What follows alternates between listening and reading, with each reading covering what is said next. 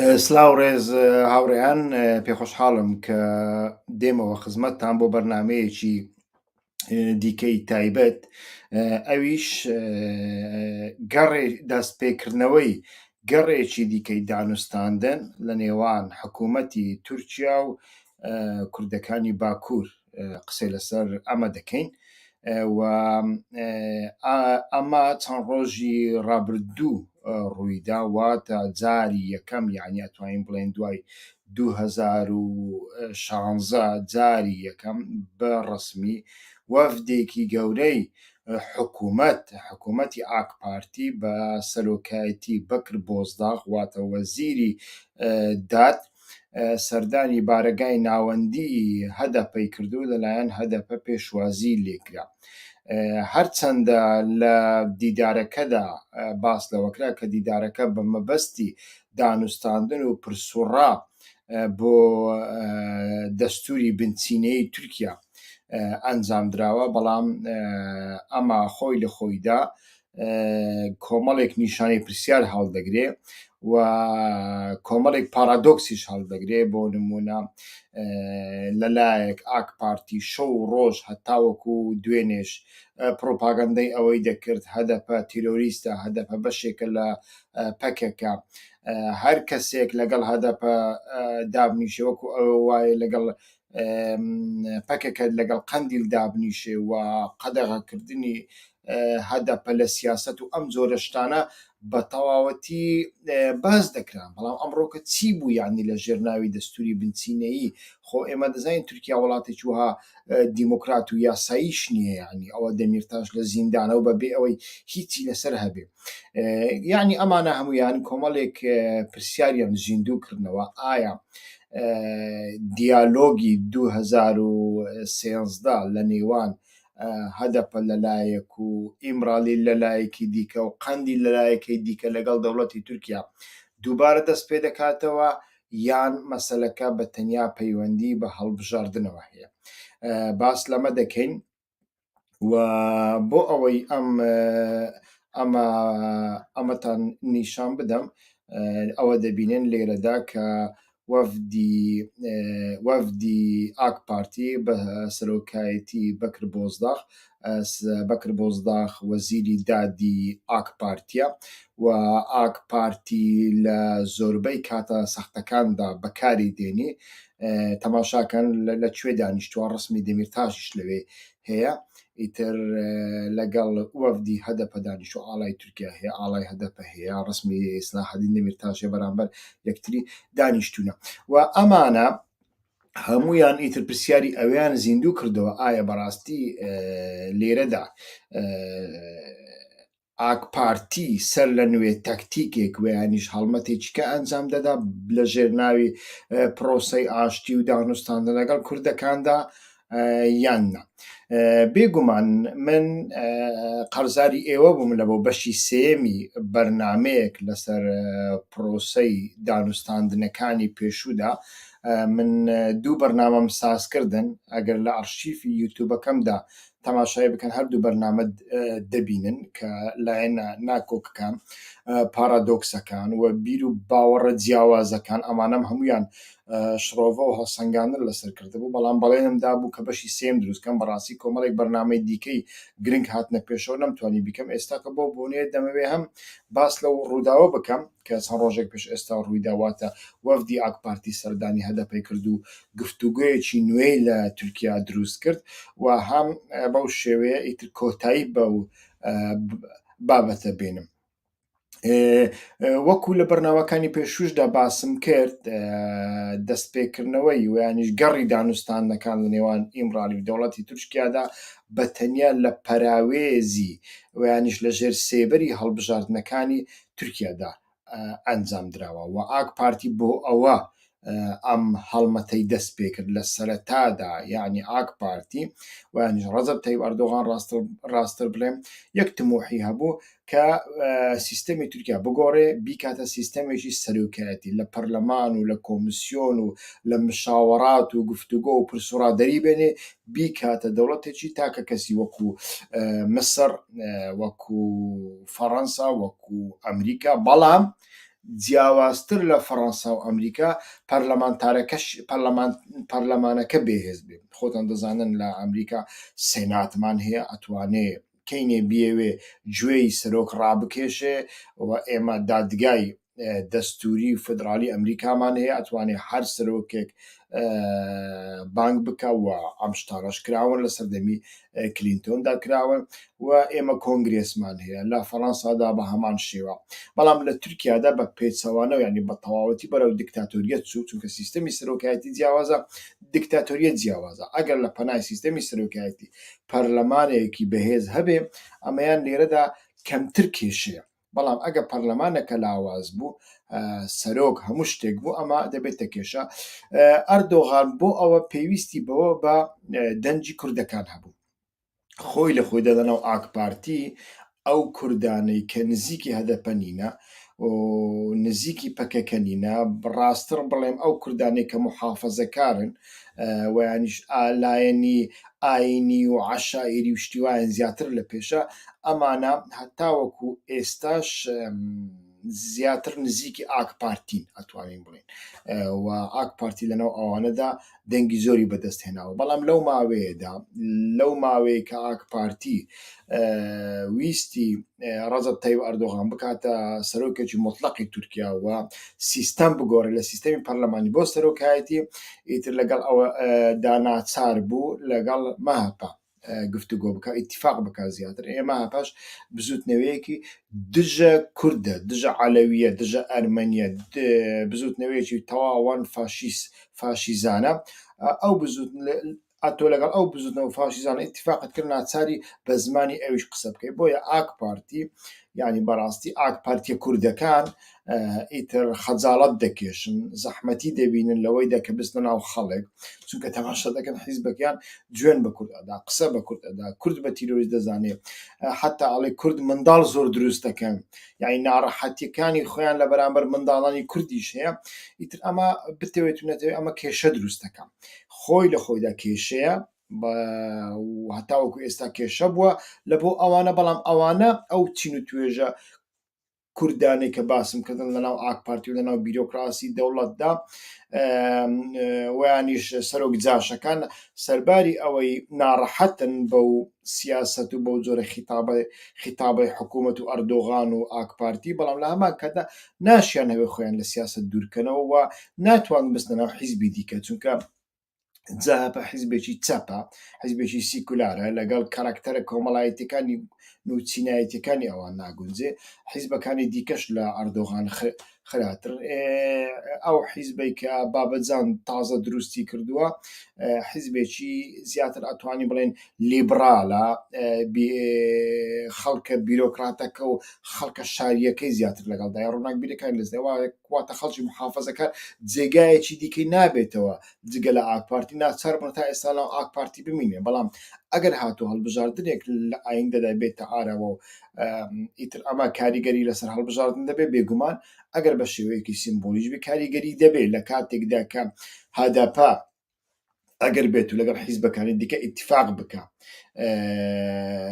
ئەوانەش لە هەمان کاتدا دەنگی خۆیان بە ئاک پارتی نەدەن، بێگومان کێشەی زۆر گەورە ساز دەکات بۆ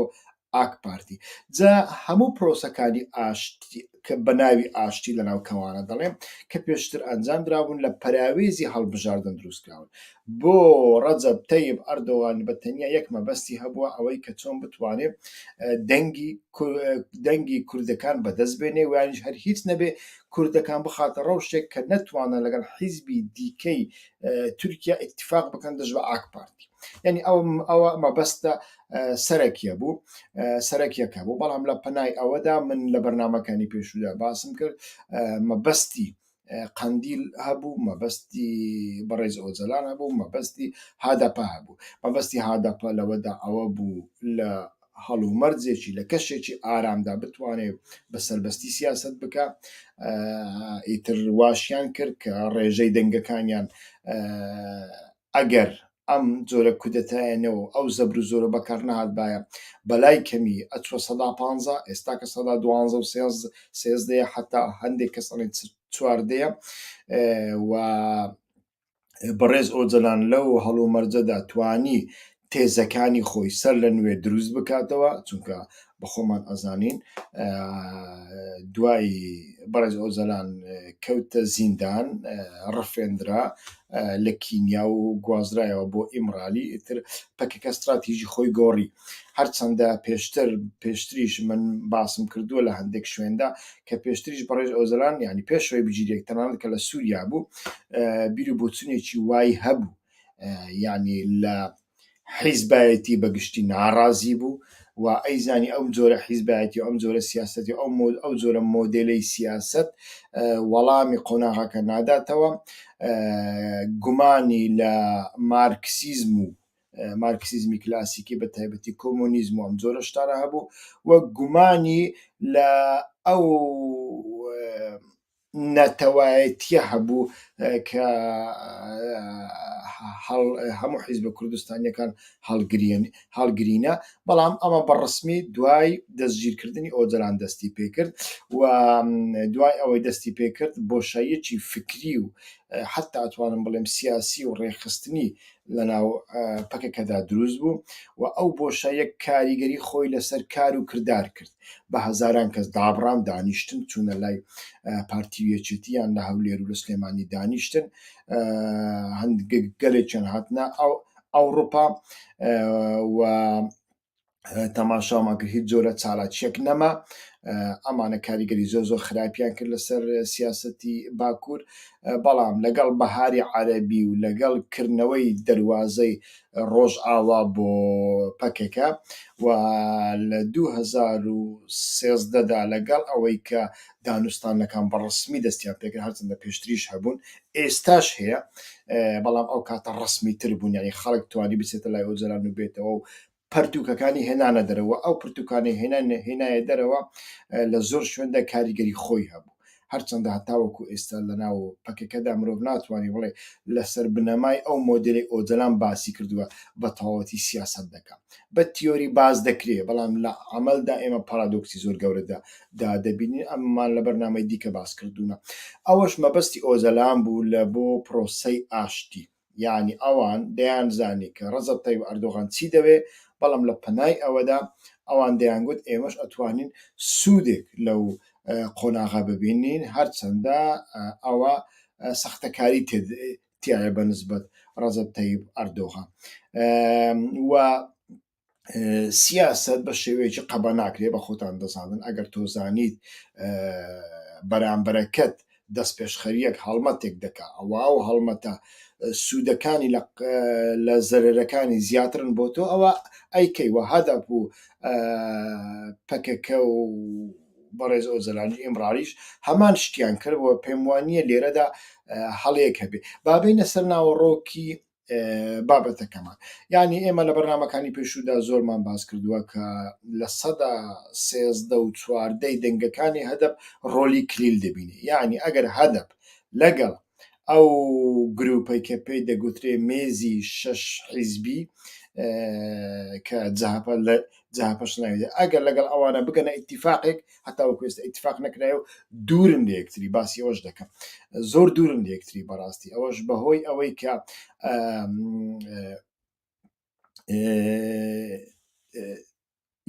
ئەو حیزبەی مەڕاڵ ئاکشنەر کە پێشتر لە ئاک پارتی لە مەهەپە جیابووتەوە، ینی باڵێکی مەهەپەیە، بەردەوام باس لەوە دەکات ئێمە لەگەڵ هەدەفدا دانیشین لەسەر یەک مێز و نایهەوێ پەیامێکی وا بدە. ئەمەش کۆمەڵێک هۆکاری هەیە، هۆکارەکانی لایەنگرانی لایەنگری فاشیستن، یان لەناو مەهەپە هاتوونە. دووەمینیان مەڕاڵ ئاکشنەر بەخۆ ئێمە باسمان کردووە لە 1990دا وەزیری ناوخۆی تورکیا بوو و سەر بە گروپی محەممەد ئاغار و ئەوانە بوو، ینی سەر بە دەوڵەتی قۆڵ بوو. دەوڵەتی قۆڵ لە تورکیا دژی عەلەویە، دژی ئەرمەنیە و دژی کوردە، بەڵام ئەوە لە ژێرناوی پەکەکە دەکات و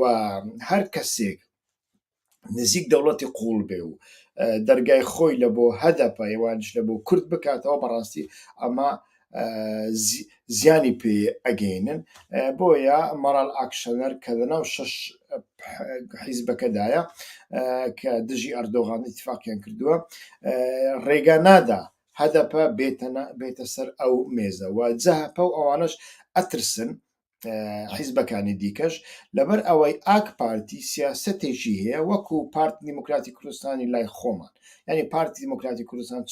چۆن پێشتر دەیگوت هەر کەسێک پەیوەندی لەگەڵ حەشدی شعبی بکات جاشە، هەر کەسێک باسی بەغدا بکات جاشە، هەر کەسێک کێشەکانی ئێمە بباتە بەغدا جاشە لە نەتەوایەتی دوورکەوتێتەوە، بەڵام لە بۆ خۆی لە هەموو کە زیاتر پەیوەندیشی زۆر خۆشی لەگەڵ بەغدا هەیە، لەگەڵ عەرەبەکان هەیە و ئەو شەڕێکە لەگەڵ عەرەبەکانی دەکات لە ڕێگەی من و تۆ ئەوانی دیکە دەکات بەخۆی مفاوەزاتەکە دەکات. هەمومان دەزانین ئەمە ئاک پارتیش هەمان شت دەکات، یعنی هەم پێیان ئەڵێ ئەوەی بچێتە لای کورد لای هەدەپە لای واتە ئەوێ چۆتە قەندیل، واتای ئەوێ چۆتە قەندیل لەگەڵ تیرۆریستێک دانیشتووە، بەڵام بەخۆی کاتێک بیهەوێ هەموو شتێک ئەکات. من دوای دیدارەکە ڤیدیۆکتان نیشان ئەدەم لێرەدا. HDP ile görüşmesi demek PKK ile teması demektir. Bu arada AK Parti heyetinin anayasa değişikliğini görüşmek amacıyla mecliste grubu bulunan siyasi partileri ziyaret etmesi de son derece doğal ve doğru bir adımdır. HDP ile niye görüşülmüş? Biz buna ne diyecek, nasıl bir tepki gösterecekmişiz? Günlerdir cevap arayan marazi sorular bunlardır. بەڵام ئێستاکە تەماشا دەکەین ئێستاکە کە ئاک پارتی لەگەڵی دانیشتووە لە وەڵامی پرسیارەی ئەوەدا بۆ چونت چیە لەسەر ئەوەی کە ئاک پارتی وەفدی ناردۆتە لای هەدەپاڵێ شتێکی زۆر زۆر ئاساییە. یعنی ئەوە نیشانمان ئەدە کە ئاک پارتی حتا مەهەپەش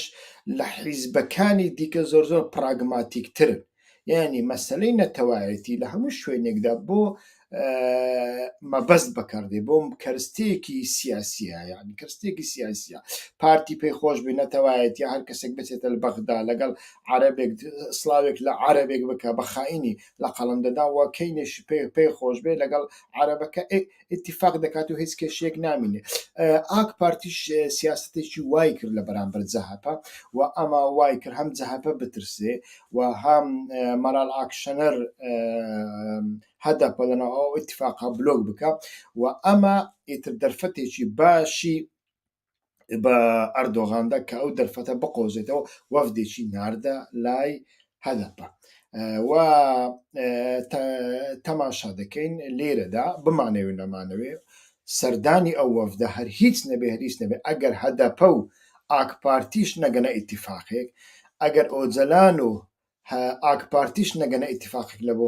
هەڵبژاردن بمانەوێ نەمانەوێ ئەمە کاریگەری خۆی لەسەر ئەو کوردانە دەکا کە پەراوێز خراون لە پەراوێز دانیشتوونە، یعنی هەم لە ناتوانن بستە ناو هەدەپە، ناتوان بستە ناو پەکەکە ناکۆچیان هەیە لەگەڵیان، ناکۆچی چینایەتی دەبێ، ناکۆچی تەبەقی دەبێ، ناکۆچی فکری دەبێ و یانیش ناکۆچی سیاسی و کۆمەڵایەتی دەبێ، ئەمیان بابەتێکی دیکەیە و هەم سیاسەتی نوێی دەوڵەتی تورکیایان قبوڵ نییە بتەوێت و نەتەوێت ڕەنگ بێ کاریگەری خۆی لەسەر ئەوانە هەبێ. لە هەمان کاتدا ئەمە ئایا دەگاتە ڕێککەوتنیان نا، ئەمەیان جارێ بەڕاستی نازانین، ئەمەیان نازانین، بەڵام ئەمە وەکو وتم کاریگەری خۆی لەسەر ئەو کەسانە دەکەن کە لە پەنایەک ماون دوو دڵن بمانەوێ نەمانەوەی کاریگەری خۆی دەکا و ئەمە وا دەکا کە ئیتریان ئەوەتە ئۆپۆزیسیۆن شەش حیزبەکە چاوی بە خۆیان دەبخشێنەوە بە تایبەتیش مەرال ئاکشەنەر کە لەو ماوەیەدا لەو دووسێ ڕۆژە زۆر زۆر ڕەخ نەکرا بە ژنێکی ناتێگەیشت و ناسیاسی بێعەقڵ کە لە ئەردۆغان ئەترسێ و ڕێگای نەدا هەدەپ بکەوێتەوە ئەو ئیتیفاقە تورکیا. ئایا مەرال ئاکشەنەر چاوی بە خۆیدا دەخشێنێتەوە ڕێگا ئەدا بە شێوەیەک لە شێوەکان هەدەپ بەشداری ئەو گروپە بکە؟ ئەگەر بەشداری بکە بێگومان ئەوە لە هەڵبژاردننی ئایندەدا احتیمالی زۆرە ئاک پارتی بدۆڕێنی و ڕەجەب تایب ئەردۆغانیش بدۆڕێنی هەم سەرۆکایەتی لەدەست بدە هەم پەرلەمان و حکوومەت لەدەست بدە. ئەمەیان ئەگەرێکی زۆرە بەڵام جارێ ئەمەیان نازانین بەڕاستی چونکە ئۆپۆزیسیۆنی تورکیا وەکو وتم ئەو ئۆپۆزیسیۆنەیە کە ئێمە لە باشوور لە بەرامبەر پارتیدا دەیبینی جیاوازیەکی ئەو تۆی نییە هیچ بیر و بۆچوونێکی نییە هیچ ئایدایەکی نییە هیچ فکرێکی نییە هەر ئۆپۆزیسیۆنیش لە نەتەوە پەرستی و تەریقەت گەرایی دەسەڵات ترسا ئەمە ناتوانێت کار بکەیان لە هەموو شوێنێک وایە ئەمە بۆیە مەسلەی هەدەپە بەو شوەیە مەسلەی دەمیرتاش دیار نییە دەمیرتاش لە زیندانە بەڵام دەمیرتاش تاوەکو ئێستا کاریگەری خۆی لەسەر هەدەپە و لەسەر جەماوەرەکەی هەیە بە تایبەتیش ئەو سۆسیۆلۆژیایە نوێی کە لە تورکیادا هەیە واتە لە ساڵی 90ەکان دوای 90ەکان کە دێهاتە کوردیەکان چۆڵ دەکرێن و دەسووتێنن ئەو خەڵکە دەچێتە مترۆپۆل و شارە گەورەکانی تورکیا و ئەم خەڵکە لە کوردەکانی دیاربەکر و مێردین و شڕناخ و جزیرە جیاوازتر بیر دەکەنەوە یعنی ئەمانە کەمتر ئەتوانین بڵێن ناسیۆنالیستن خۆیان بە کورد دەزانن ئەنتیگرەبوونە ئاوێتە بوون لە ناو کۆمەلگای تورکیادا بەڵام خۆیان بە کورد دەزانن بەرگری لە ناسنامەی خۆیان دەکەن گۆرانی بە کوردی ئەڵێن و لە ڕووی سیاسیەوە زۆر وەعینە چونکە لە شار دەژین لە زانکۆکان دەخوێنن بەڵام لە هەمان کاتدا وەکو ئەوانی دیاربەکر بیر ناکەنەوە چونکە دوکانی لەوێ هەیە ڕێستۆرانتیە لەوانێ لەگەڵ تورکێک زەواجی کردبێ ژیانی هاوبەشی پێکە ناگە ڕەفیقەکانی نیوەی کوردن نیوەی تورکن بتەوێتونەتەوێت ئەمە وا ئەکاکە بیر لە شتێکی کە بکاتەوە لە جیاتی ئەوەی کەسێکی وەکو لە بەر دەرگای مزگەوتی دیاربەکر باس لەسەر بەخۆی دەکایم تورک نابن بە شەر و ئەم جۆرە قسانە کەسێک کە لە شارەکاندا دەژی بە جیاواز بیر دەکاتەوە دەمیرتاش زیاتر نوێنەرایەتی ئەمانە دەکات واتە نامهەیە بڵێم دەمیرتاش لەوان و لە مێردین هیچ کاریگەری نییە بەڵام زیاتر ئەتوانم بڵێم فکرەکەی خیتابەکەی خیتابی ئەوانەیە و خیتابی هەموو ئەو تورکانەشە کە پەراوێز خراون لەناو کۆمەلگای تورکیادا بۆیە دەمیرتاش هەتاوەکو ئێستا فیگورێکی زۆر زۆر زۆر زۆر گرنگە